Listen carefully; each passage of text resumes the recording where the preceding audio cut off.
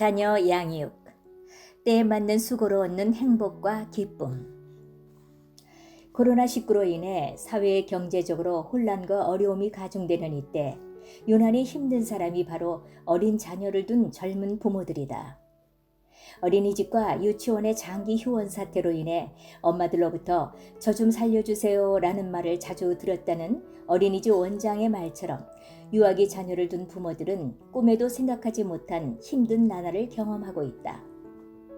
아침 저녁으로 아이를 안전하게 데려가시던 유치원 기사 아저씨, 엄마처럼 맞아주고 품어주시던 어린이집 원장님과 담임 선생님, 정갈한 점심밥을 따뜻하게 지어주시던 조리사 선생님, 어린이집이 끝나면 퇴근할 때까지 자녀를 맡아주셨던 조부모님, 얼마나 감사한지 생각해 볼 틈도 없이 바쁘게 살다가 문득 이분들의 수고가 새삼 귀하고 감사하게 느껴졌다.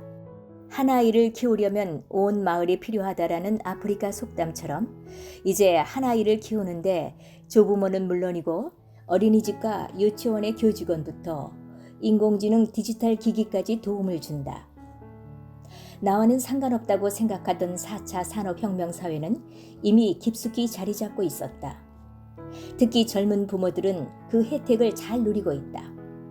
똑똑한 앱들이 우유의 적정 온도와 젖은 기저귀를 갈아줄 타이밍을 알려주고 자녀가 어린이집에서 지내는 모습을 전자 알림장을 통해 생생하게 전송받는다. AI 스피커는 말귀를 척척 알아듣고 날씨에 맞게 어떤 옷차림을 하라고까지 알려준다. 심지어 한밤중에 잠든 아이를 CCTV에 맡겨두고 외출을 감행하는 부부도 있다고 한다. 터치 한 번으로 엄마 아빠를 대신해서 유튜브 화면에 등장하는 낯선 선생님은 무르르듯 그림책을 읽어주고 TV 리모컨 클릭 몇 번이면 예쁜 캐릭터들이 화면 가득 노래하고 춤추며 온갖 지식을 알려준다. 그러나 과거에 비해 더 많은 사람이 자녀 양육의 고단함을 알아주고 지원해 주는데도 부모가 느끼는 수고는 줄어들지 않는 것 같다. 그만큼 사회는 빠르게 변화하고 일하는 젊은 부부의 업무량은 증가했다. 할 수만 있으면 육아에 부담을 덜고 싶은 요즘 엄마들이 자주 하는 말이 있다. 독박 육아. 아직 표준 국어 대사전에 등재되지 않은 단어이지만 배우자나 다른 사람의 도움 없이 혼자서 어린 자녀를 돌보는 일을 비유적으로 이르는 말이다. 이 단어를 처음 들었을 때 가슴이 서늘할 만큼 화자의 원망과 불평이 느껴졌다. 육아를 혼자 감당하는 것 자체가 부당하고 불공평하다는 부정적인 정서가 깔린 말이 아닌가. 이들에게 유튜브 같은 동영상 콘텐츠는 부모 역할을 대신해줄 상당히 유용한 매체처럼 보인다. 유모차에도 스마트폰 거치대가 달려있고 식당에서도 아이는 휴대폰 삼매경에 빠져있다. 기기의 도움은 실제로 부모가 할 수 있는 일을 완벽하게 대신해 주는 것 같은 착각마저 느끼게 한다. 불과 몇 년 사이에 놀라우리만큼 진보한 기술 덕분에 디지털 기기들이 양육의 크고 작은 부담을 덜어주고 있는 것은 사실이지만 그것이 과연 부모의 수고를 대신할 만큼 가치로운 걸까? 유튜브 영상 보기로 대체되는 그림책 읽기를 생각해보자.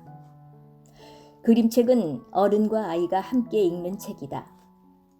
아이는 그림책의 내용 이전에 사랑하는 엄마 아빠와 그림책을 매개로 함께 나누는 상호작용이 즐겁다. 아이가 가리키는 그림에 대해 부모도 관심을 보이고 같은 곳을 바라보며 나누는 대화, 읽다가 실증이 나면 훌떡 접고 다른 놀이를 찾아보는 자유로움, 함께하는 기쁨이 그 안에 있다. 필자의 둘째 아이는 만 5세 무렵 좋아하는 그림책들을 엄마가 읽어주는 책과 아빠가 읽어주는 책으로 구분하고 있었다. 그 차이가 무엇일까 관찰해 보니 읽어주는 방식에 있었다. 남편은 그림책의 글을 읽기보다 그림을 보면서 함께 몸을 움직이고 묻고 대답하는 놀이를 하고 있었고, 필자는 등장인물들의 대화에 억양을 살려서 줄거리 전달에 집중했다. 아이는 그림책의 특성에 따라 이건 아빠가 읽어주는 게 더 재미있는 책, 이건 엄마가 읽어주는 게 더 재미있는 책으로 분류하고 있었다. 중요한 건 그림책을 읽어주는 부모와의 상호작용과 관계이지 그림책의 내용이 아니었다. 아무리 탁월한 디지털 매체라도 관계를 만들어내지는 못한다. 부모와 자녀 관계의 고유성은 누구도 무엇으로도 대신할 수 없다.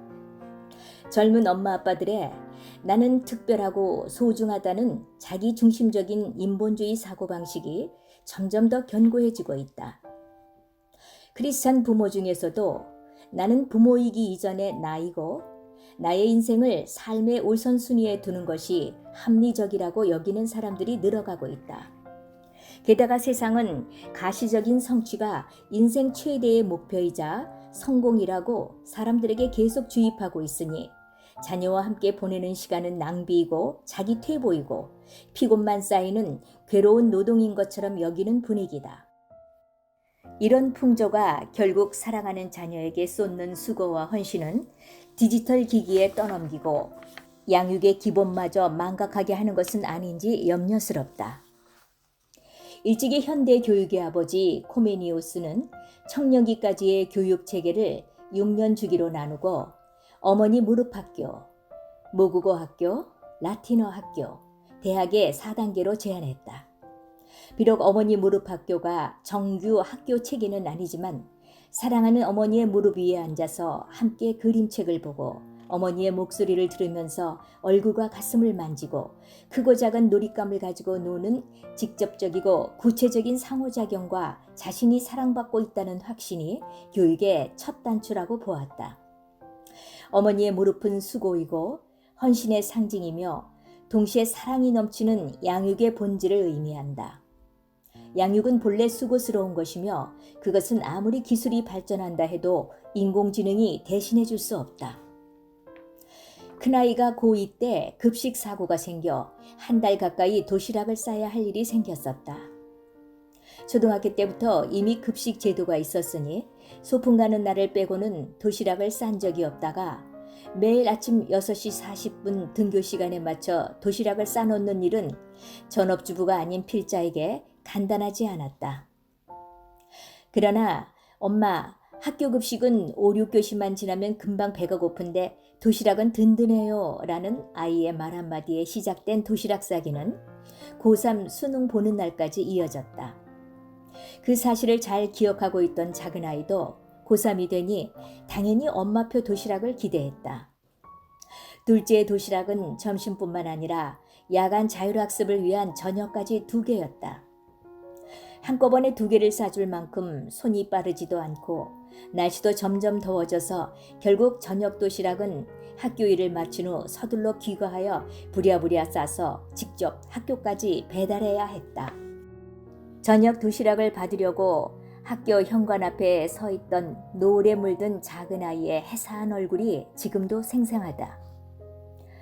온종일 도시락만 싼 것 같은 착각으로 몇 달을 보냈지만 힘들었던 기억은 온데간데 없고 달콤한 행복감만 남아있다. 그때처럼 아이에게 무언가 해줄 수 있다는 충만한 기쁨을 누린 적이 인생에서 몇 번이나 있었을까. 범사에 기한이 있고 천하만사가 다 때가 있나니 날 때가 있고 죽을 때가 있으며 심을 때가 있고 심은 것을 뽑을 때가 있으며 안을 때가 있고 않는 일을 멀리할 때가 있으며 잠잠할 때가 있고 말할 때가 있으며 하나님이 인생들에게 노고를 주사 애쓰게 하신 것을 내가 보았노라.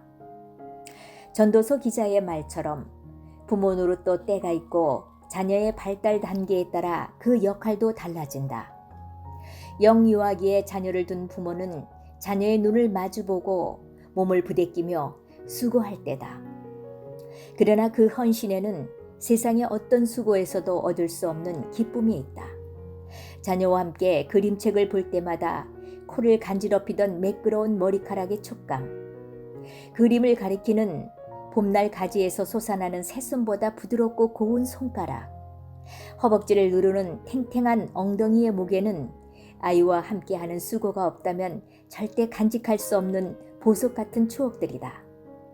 환갑을 바라보는 나이가 되어서야 깨닫는 것은 그때가 좋았지만 그것도 한때라는 것, 때에 맞는 수고를 아끼지 않아야 누릴 수 있는 행복과 기쁨이 있으며 그것은 아이와 나 사이를 오랫동안 연결해줄 탯줄과 같은 튼튼한 유대감이라는 것이다.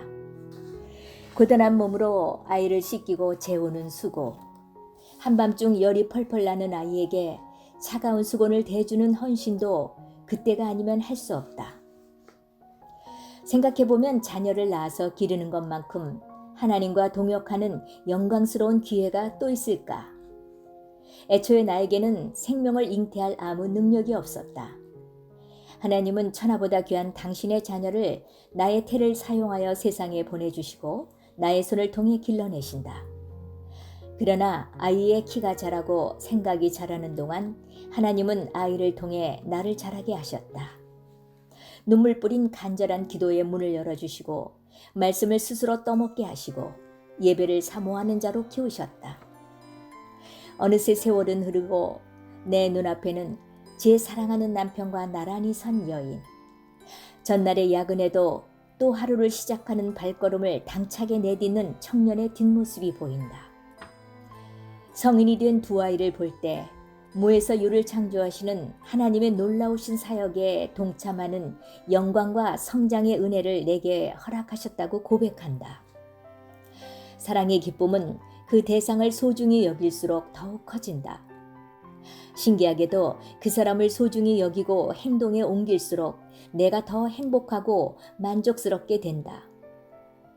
세상은 자녀 양육이 너무 힘들고 손해보는 일이라고 세뇌하지만 세상이 가르치는 대로 생각한다면 정말 알아야 할 중요한 것을 잃어버리고 만다. 그 안에는 세상이 말하지 않는 비밀스럽고 독특한 기쁨과 환희가 있다. 젊은 부모들이 그 영광스러운 사역에 기쁘게 충성하길 바란다. 그 일을 기쁨으로 감당해내는 많은 젊은 엄마 아빠들을 볼 때마다 대견하고 신통하다.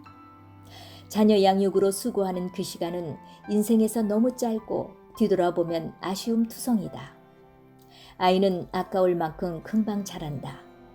눈물로 씨를 뿌리자 기쁨으로 단을 거둘 날을 이미 약속하셨다.